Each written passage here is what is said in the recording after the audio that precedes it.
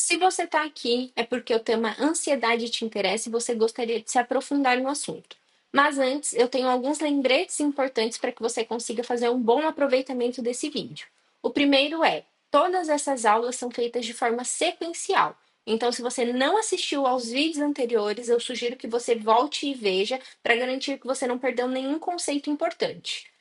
Todos os slides estarão aqui disponíveis no link da descrição e vocês podem deixar comentários, dúvidas, feedbacks nos comentários de cada vídeo. Por último, se você é uma pessoa que quer economizar tempo, quer todos esses conceitos reunidos em um lugar só, com dicas estratégicas, tabelas, os pontos mais importantes do livro, eu fiz tudo isso no e-book Neurociência da Ansiedade, onde pessoalmente peguei os meus próprios resumos e criei esse conteúdo para poder ajudar outras pessoas a não se perderem em meio a esse conteúdo que é tão complexo e tão denso. Então, se você tem interesse, já clica aqui no link da descrição para adquirir o seu. E chegamos ao nosso capítulo 4, que tem como título O Cérebro Defensivo. Nele, nós veremos a neurobiologia do medo e da ansiedade. E para isso, nós veremos os pontos chaves da organização do cérebro, tempos estimulantes, seja real, além das reações, ações guiadas pelos valores de incentivo pavlovianos, incerteza, risco e cérebro, alterações em pessoas com transtornos, da ameaça ao medo e ansiedade conscientes e um resumo geral. Eu não sei se eu já expliquei isso antes, mas todos esses tópicos que ficam no que veremos hoje, de todos os capítulos, são os próprios subtítulos de cada capítulo. Então, eu decidi organizar dessa forma porque eu acho que fica mais fácil para eu mesma ir montando esses slides e ir entendendo sobre o tema. Então, foi a forma que eu me organizei para estudar e foi a forma que eu decidi usar para montar os slides também e passar esse conteúdo para vocês. Sobre os fundamentos básicos, é importante que nós entendamos que os seres vivos são compostos por células. Nós temos aqueles seres vivos que são unicelulares, como as bactérias, por exemplo, que só possuem uma célula, e temos os indivíduos pluricelulares, os seres vivos pluricelulares, que é onde o ser humano se encaixa também. Nesses organismos complexos, que são esses com múltiplas células, nós temos também sistemas especializados. Então, temos o sistema digestivo, respiratório, circulatório, reprodutivo e o músculo esquelético. Sobre as células cerebrais, nós temos duas: temos os neurônios e as células gliais. Os neurônios são responsáveis pela transmissão de informações e as células gliais auxiliam os neurônios e também desempenham papéis complexos no cérebro, como, por exemplo, a parte da formação de memórias, da neuroplasticidade. As células gliais também atuam nisso. Na comunicação neuronal, nós temos os dendritos e os axônios como estruturas de comunicação. Eles tanto recebem quanto enviam informações. Então, os dendritos são os que recebem as informações no neurônio e os axônios são aqueles que enviam. O potencial de ação é uma descarga elétrica nesse neurônio que transporta informações. Então, é através do potencial de ação que os neurônios vão transportando as informações de um neurônio para o outro. E a transmissão de mensagens através de neurotransmissores, que passam informações entre neurônios. Os neurotransmissores podem ser a dopamina, a serotonina, a acetilcolina. Então, todos esses neurotransmissores, eles também têm uma função específica. Nós temos os neurônios excitatórios, que desencadeiam uma atividade neuronal, e os inibitórios, que suprimem essa atividade. Quando nós falamos da estrutura cerebral de vertebrados, nós temos três zonas principais, que são o rombencéfalo, que é principalmente para funções vitais básicas, respiração, batimento cardíaco. Temos o mesencéfalo, que regula ali os ciclos de sono e vigília, além de fazer outras coisas também. E o prosencéfalo, onde nós temos o córtex cerebral e áreas subcorticais, como hipotálamo, amígdala, tudo isso é da área subcortical. Nós temos dois tipos de córtex. O neocórtex, também é chamado de córtex lateral, é a parte mais visível do cérebro humano, é essa parte mais enrugadinha que nós temos. E antes se pensava ser uma nova adição evolutiva. Não sei se vocês vão se lembrar, mas no primeiro capítulo o autor fala sobre essa teoria de que o cérebro foi evoluindo dos invertebrados para os vertebrados, e era como se fosse uma adição de camadas ali no cérebro até chegar no cérebro do ser humano, por exemplo, dos mamíferos. Só que já foi visto que não é dessa forma que funciona. E ele tem 6 camadas identificáveis de neurônios. Já o alocórtex é uma parte mais dentro do cérebro, a gente só consegue ver essa parte do cérebro quando nós dividimos os hemisférios cerebrais. Tem menos camadas, então de 3 a 4 camadas. Não é visível sem separar as metades do cérebro, localizado na parte medial dos hemisférios. Então, como eu disse, a gente precisa cortar o cérebro no meio para conseguir enxergar o holocórtex. Aqui eu trouxe para vocês a comparação das funções cerebrais, deixei tudo em uma tabela com a função principal e a característica, porque eu acho que fica mais fácil, mas também vou trazer um exemplo que talvez elucide a mente de vocês relacionado a esse assunto. Então, vamos supor que eu estou aqui falando com vocês, é no meio da tarde, então não é o horário, por exemplo, de a minha noiva chegar em casa, e eu escuto alguém abrindo a porta da minha casa. Essa foi a minha entrada sensorial, da amígdala lateral. Então, o processamento inicial foi escutar o som de alguém abrindo a porta da minha casa. Depois disso, eu já levanto e automaticamente tranco a porta do meu escritório. Isso foi relacionado à área da minha amígdala basal, que está nessa parte de coordenação. Enquanto eu levanto e já tranco a porta do meu escritório, o meu coração está acelerado, eu estou hiperventilando, eu estou tremendo. Aí entra a parte da amígdala central, que tem essa questão do controle defensivo. No mesmo instante, lembrem que tudo isso acontece em milissegundos. O nosso cérebro processa tudo isso muito rápido. Nesse mesmo instante, eu já começo a ligar para a polícia, que foi a minha decisão relacionada ao núcleo accumbens, porque na minha memória eu sei que existem experiências aqui no prédio, por exemplo, de pessoas que tiveram a casa invadida, que foram sequestradas dentro de casa. Isso nunca aconteceu, mas estou dando um exemplo. E aí, na mesma hora, eu ligo para a polícia. Essa é a minha integração motivacional. Por conta de tudo aquilo que eu sei que já aconteceu, por conta da minha experiência mesmo. Lembrem o quanto a memória é importante para essa questão do nosso medo, das nossas respostas. Eu decidi ligar para a polícia.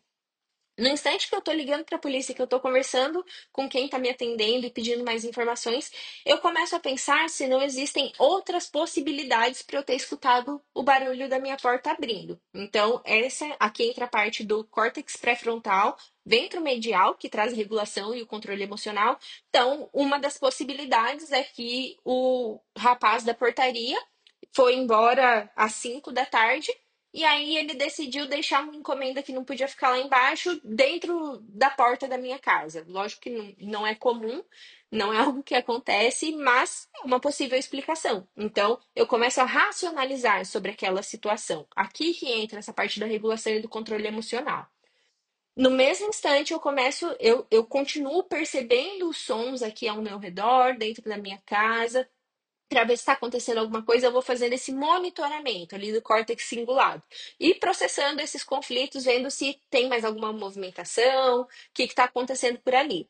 No córtex orbitofrontal entra a parte de avaliação. Então, estou percebendo que eu não estou escutando mais nada. A pessoa que está falando comigo no telefone está perguntando se está acontecendo mais alguma coisa, pediu para eu tentar dar uma olhada lá fora. Eu vou pensar, se eu não estou escutando mais nada, talvez eu abra minha porta e dê uma olhada lá fora. Isso aqui é a flexibilidade contextual. Se eu estou escutando vários sons, se eu estou escutando a casa, sei lá, sendo revirada, eu não vou abrir a porta. Mas existe uma flexibilidade com base naquilo que eu estou experienciando no momento e com base até nas minhas experiências anteriores. Então, tudo isso está interconectado. Como eu disse antes, isso leva milissegundos para acontecer. Não é como se uma coisa fosse acontecendo depois da outra, assim, sempre muito seguidinha. Não, isso tudo vai acontecendo quase que junto ali, em instantes, quando eu olho, já aconteceu tudo. Então, isso é importante que vocês entendam.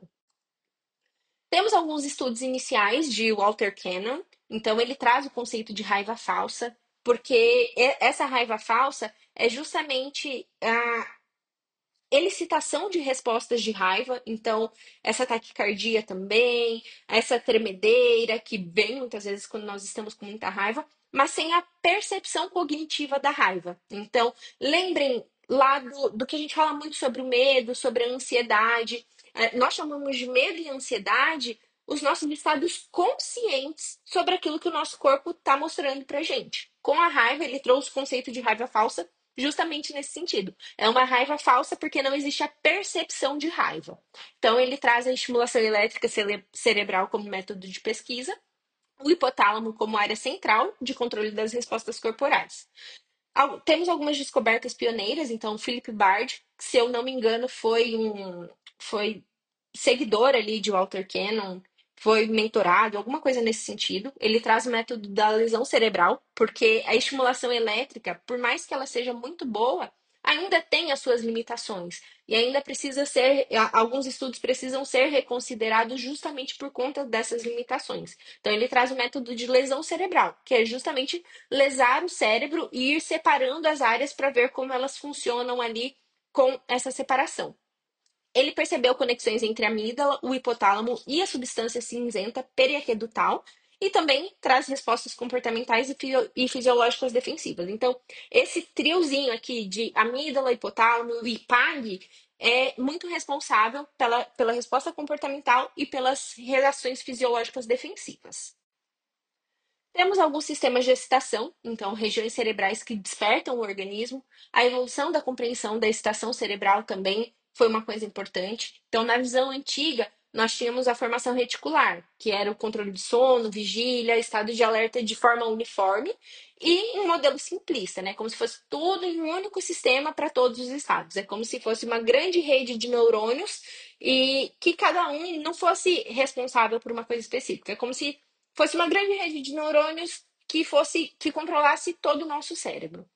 Na visão atual, nós vemos que existem populações específicas de neurônios com funções precisas, neuromoduladores específicos também, como norepinefrina, dopamina, serotonina, e o controle refinado e personalizado dos estados cerebrais. Então, nós saímos dessa visão simplista de achar que era tudo uma grande rede que controlava tudo e começamos a entender que não, que na realidade existem neurônios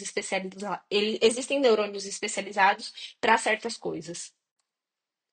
Na abordagem sensorial, nós temos o estudo de ameaças reais versus estimulação cerebral direta, o condicionamento pavloviano de ameaças e estímulos auditivos e visuais, principais canais de percepção de ameaça no ambiente. Então, essa questão de ameaças reais e estimulação cerebral direta também é uma coisa importante, porque com a estimulação cerebral, que foi aquela técnica que eu falei anteriormente, o cérebro é estimulado, mas sem um risco real, sem uma ameaça real. Então, essa parte da ameaça real também se faz importante para a pesquisa.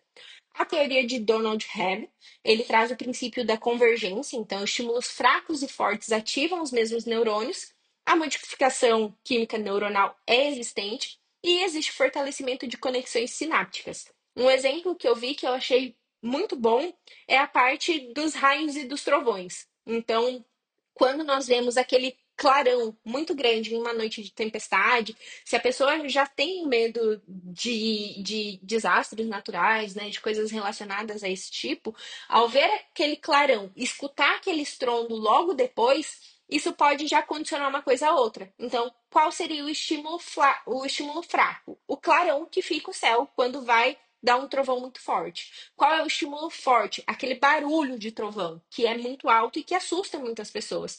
Então, isso pode acabar condicionando uma coisa a outra. Ao ver o clarão, eu já me sinto ansiosa, eu já me sinto nervosa. No processamento neural de ameaças, nós temos os núcleos da amígdala como um acelerador de reações defensivas, principalmente essa questão do núcleo lateral, ele é visto como um local-chave de plasticidade, de aprendizado e armazenamento de associações, e a região dorsal é crucial. Como eu já disse em algum capítulo anterior, a amígdala ela é composta por várias partezinhas. Os pesquisadores vão dividindo a amígdala para realmente conseguir pesquisar melhor sobre ela. Então, por volta de 12 partes, se eu não me engano. E o núcleo lateral é esse responsável por essas coisas que eu trouxe aqui. Temos o papel do córtex pré-frontal também, que o autor traz como um freio das reações. Então, traz a regulação da amígdala. A região ventromedial é importantíssima para o controle da intensidade de respostas, para o processo de extinção. Lembrem aquele exemplo que eu dei daquela tabelinha. O córtex pré-frontal ventromedial é aquele que vai me ajudar a tentar racionalizar a situação e pensar em outras possibilidades daquilo que pode estar acontecendo. Ao falarmos de evitação comportamental, existe uma diferença entre reações pavlovianas e evitação. No pavloviano, as reações são automáticas, então é um estímulo ali já condicionado, uma resposta condicionada, e na evitação são ações aprendidas para prevenir danos. Então, no condicionamento pavloviano, por exemplo, o ratinho escuta o sonzinho e já congela porque ele sabe que ele vai tomar um choque. Na parte da evitação, o ratinho escuta o sonzinho, mas ao mesmo tempo ele aprende a ir pro outro lado da caixa, que isso evita o choque. Então, essa é a parte da evitação.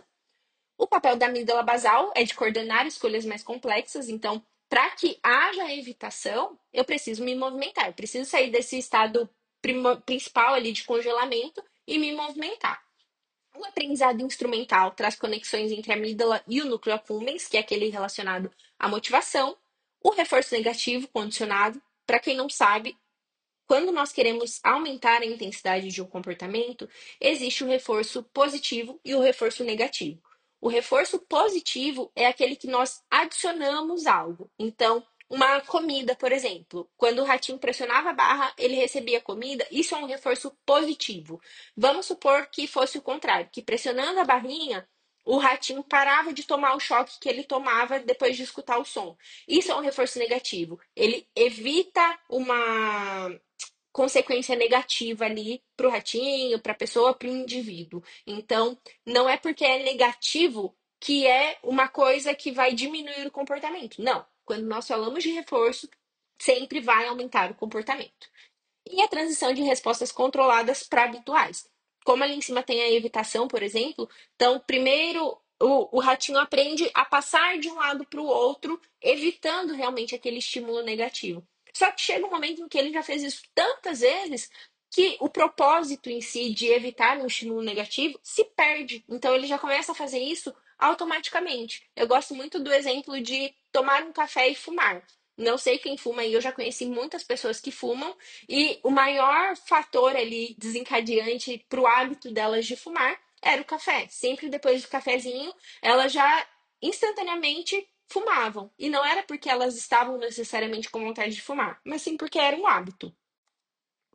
Nos sistemas de controle, nós temos o cérebro como um sistema adaptável, a famosa neuroplasticidade novamente. Então, existem mudanças nos circuitos neurais durante a aprendizagem. O córtex pré-frontal regula e modula as respostas da amígdala. A flexibilidade comportamental existe também, então nós temos adaptação de respostas conforme o contexto. Uma coisa muito importante também sobre a neuroplasticidade é entender que os neurônios eles mudam fisicamente, tá? Então existe uma mudança física no nosso cérebro com essa questão de aprendizado, de memória, de novos contextos. Tudo isso muda de fato no nosso cérebro. Nós temos a evolução do comportamento, então nós temos o controle inicial pela amígdala, transição para hábitos automatizados e o possível envolvimento entre diferentes circuitos neurais, porque cada vez que nós vamos tendo um comportamento, esse comportamento pode trazer diversas consequências, e pode estar em diversos contextos, então é possível que haja um envolvimento de diferentes circuitos neurais ali com o tempo. Sobre o processamento de incentivos, nós temos a neurociência do valor, que traz a amígdala como calculadora emocional, a codificação de valores positivos e negativos, o processamento rápido de estímulos. Então, essa questão de calculadora emocional, de certificação, de codificação de valores positivos, negativos, processamento rápido de estímulos é justamente aquilo mais automático. Então, teve um estímulo, a amígdala já processa tudo isso. Por isso que é uma calculadora emocional, porque é ela que vai fazer esses cálculos já imediatamente.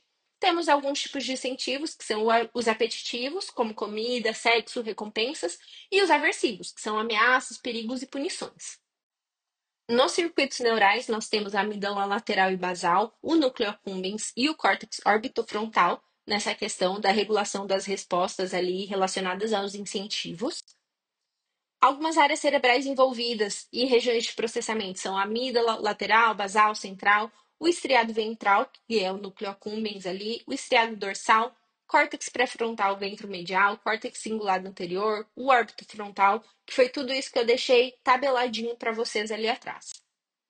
Alguns mecanismos de decisão envolvem o processamento de valor, né? Então, precisamos ter a codificação de incentivos, interação entre múltiplas áreas cerebrais, modulação por neurotransmissores. Então, tudo isso o nosso cérebro vai processando para que a gente tenha um comportamento perante aquela situação ou aquela ameaça.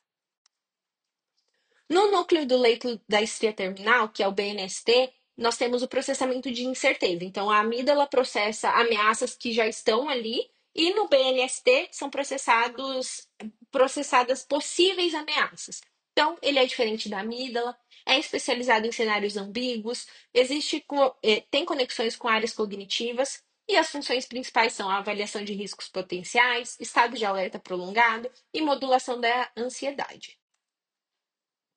Na avaliação de risco, nós temos o hipocampo, então existe um mapeamento contextual, a criação de mapas mentais, memória espacial e relacional, integração de contextos, como eu falo desde sempre aqui para vocês nos estudos desse livro. A nossa memória é muito importante e o hipocampo ele está diretamente relacionado com essa parte da memória. Então, nós precisamos ter memória de algo que nos feriu ou de algo que nós sabemos que feriu outras pessoas para que nosso comportamento seja modulado perante aquela situação. No córtex pré-frontal, nós temos a análise de probabilidades, simulação de cenários e controle inibitório. Então, eu escutei algum barulho na porta da minha casa. Talvez não ser, se eu avaliar, se eu parar para respirar um pouco antes de só levantar e trancar a porta, eu vou olhar para ver o que está acontecendo. Às vezes, sei lá, um morador entrou errado, ele confundiu o apartamento, não sei, era visita. Então, tudo isso pode acontecer. E é o córtex pré-frontal que vai trazer um pouco dessa racionalização. Nos sistemas de inibição, nós temos o sistema septo-hipocampal, que traz a regulação comportamental, detecção de conflitos, modulação da ansiedade, e os mecanismos de controle são a inibição de respostas impulsivas, avaliação de riscos e adaptação comportamental. Imaginem se a gente não tivesse esse sistema de inibição, esse sistema de regulação. Qualquer perigo, qualquer ameaça que o nosso cérebro detectasse, nós instantaneamente responderíamos como se fosse um perigo real. E é isso muito que acontece com os transtornos de ansiedade. Por isso que é tão disfuncional. Porque o cérebro dessas pessoas está tão hipervigilante, está tão ativo, que eles não conseguem fazer essa modulação entre o que é de fato perigoso e o que é seguro. Temos o processamento de ameaças em transtornos de ansiedade, então, algumas alterações fundamentais são: nós temos a maior atenção a ameaças, então, essa hipervigilância. Eu tô percebendo que o meu coração está batendo muito rápido. Isso é muito comum em pessoas com transtorno do pânico. A hipervigilância com sintomas fisiológicos. Então, tô aqui normal, eu percebi que o meu coração está batendo muito rápido. Eu percebi que o meu coração teve uma batida descompassada, o que é normal. Então, isso é hipervigilância. Coisa que pessoas que não têm essa hipervigilância vão passar sem nem prestar atenção. Temos a discriminação deficiente de segurança. Então, eu percebi que o meu coração está batendo descompassado, tá uma batida irregular. Eu, não, eu já vou direto pro pronto-socorro, porque eu acho que eu tô tendo um infarto que eu vou morrer. Então, eu não tenho essa discriminação do que é de fato seguro e do que não é. O meu cérebro já interpreta tudo aquilo como um perigo, como uma ameaça. O aumento da evitação. Então, eu evito fazer a atividade física porque eu sei que o meu coração vai começar a ficar acelerado. Então, não é isso que eu quero pra mim. Eu sei que o meu coração ficando acelerado, eu vou me sentir ansiosa, eu vou achar que eu posso morrer, então, eu evito fazer atividade física. Estimativas inflacionadas de ameaças, tudo aquilo que pode ser uma ameaça, eu já considero que é uma ameaça e eu sofro por isso. É assim que o cérebro de uma pessoa com transtorno de ansiedade geralmente funciona. Tudo, uma possível ameaça não é interpretada como uma possível ameaça, é interpretada como algo de fato que vai acontecer e que vai ser catastrófico. Maior reatividade à incerteza. Não sei se vocês conhecem pessoas que são mais ansiosas, mas isso até mesmo sem ser necessariamente em transtornos de ansiedade, mas principalmente em transtornos de ansiedade, é muito difícil lidar com a incerteza, é muito difícil não ter previsibilidade, é muito difícil ter que lidar com a imprevisibilidade, justamente porque isso traz aquela sensação de ameaça e de perigo. E o controle cognitivo interrompido são pessoas que não conseguem parar e racionalizar. Tanto que a terapia cognitivo-comportamental entra principalmente nessa questão do cognitivo. Então, quando nós tratamos, né, alguém que tem qualquer transtorno de ansiedade com a terapia cognitivo-comportamental, uma das principais coisas que nós fazemos com essa pessoa é fazer com que ela identifique os próprios pensamentos e comece a questionar o perigo desses pensamentos. Será que o seu coração está batendo irregular é de fato uma coisa perigosa? Será que isso acontece com outras pessoas?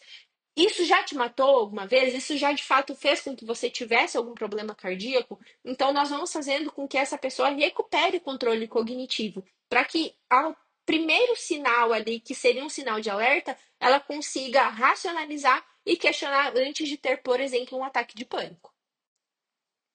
No processamento neural de ameaças, nós temos a hipervigilância cerebral, né, que é a sensibilidade neural aumentada, o limiar de ativação reduzido, sistemas de alerta em estados de hiperestimulação. Os circuitos neurais alterados são a amígdala, que ela fica hiperresponsiva, o córtex pré-frontal, que tem essa função regulatória prejudicada. Lembrem lá da terapia, que é isso que a gente faz com os nossos pacientes. E o desbalanceamento entre sistemas de medo e controle. É muito difícil para uma pessoa conseguir determinar o que é seguro e o que é perigoso. Nos mecanismos neurobiológicos, nós temos a desregulação neuroquímica, então o desequilíbrio de fato de neurotransmissores, alterações nos sistemas de serotonina e noradrenalina e modificações nos circuitos de estresse. Na plasticidade neural patológica, nós temos a reconexão neural desadaptativa, temos memórias emocionais amplificadas e potenciação de circuitos de medo. Isso acontece muito com pacientes que sofrem de TEPT. Então, se eu fui assaltada por um rapaz que estava usando camiseta vermelha, às vezes, só de ver alguém passando na minha frente com uma camiseta vermelha, só de ver, sei lá, a minha esposa com uma camiseta vermelha, isso já vai me iniciar essas respostas de medo, de ansiedade, porque o meu cérebro associou as duas coisas.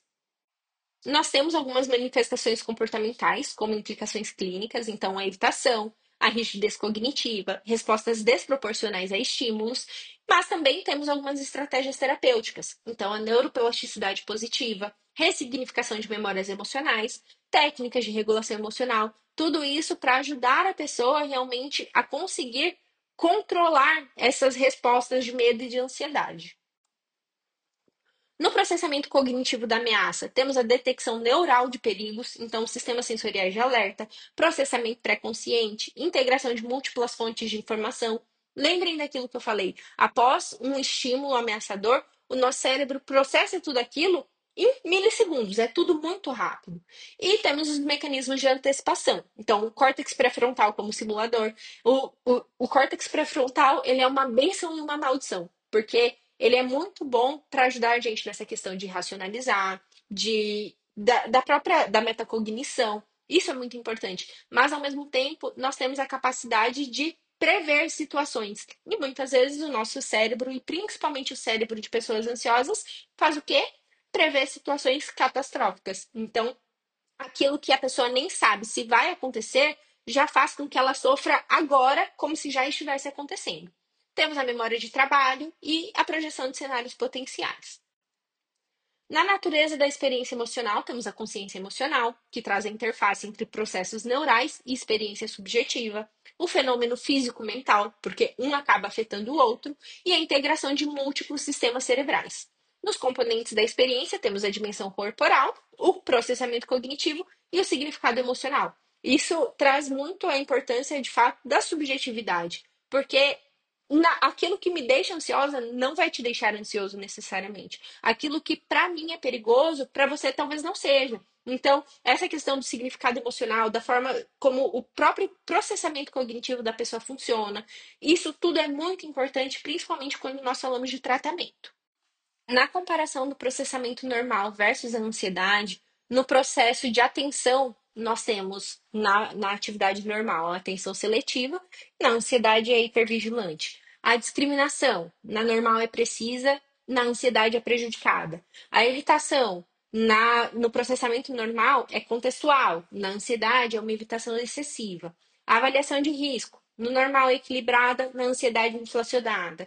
A resposta é incerteza. No normal é adaptativa, na ansiedade é exagerada. No controle cognitivo, no normal é eficiente e na ansiedade é interrompido. Não sei se vocês já perceberam, mas tudo que é disfuncional, geralmente nessa questão, né, é porque é muito, traz sofrimento para a pessoa. Então, a ansiedade traz a questão da atenção, é hipervigilante, a evitação é excessiva, a avaliação de risco inflacionada. Então, tudo isso vai para uma média mais para cima. Então, nós conseguimos ver o quanto isso é de fato disfuncional quando nós comparamos com pessoas que, por exemplo, não sofrem com transtornos de ansiedade.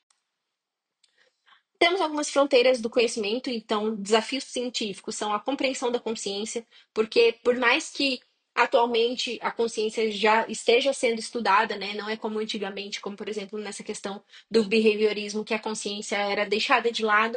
Hoje a consciência está sendo estudada, mas Ainda é algo muito difícil essa compreensão da consciência, o mapeamento de experiências subjetivas e as interfaces neurocientíficas. Então, tudo tem as suas limitações, mas o lado bom das pesquisas é que elas não param, elas estão sempre evoluindo.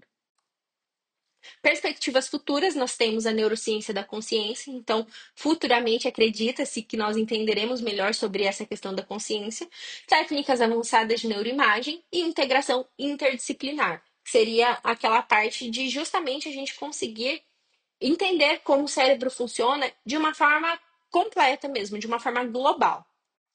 E por último, eu deixei um resuminho aqui do capítulo que explora como o cérebro humano processa o medo de maneira inconsciente e como essas respostas automáticas diferem das experiências conscientes de medo, que é o que o autor fala desde o início. Ele foca nos sistemas neurais que permitem essas respostas rápidas e automáticas e na importância de compreender as suas limitações no contexto da ansiedade.